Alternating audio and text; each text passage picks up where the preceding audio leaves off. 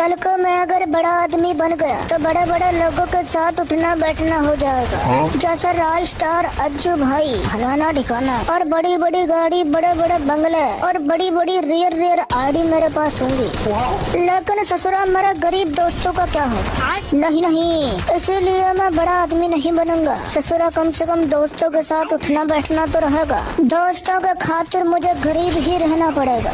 भाईचारा होता।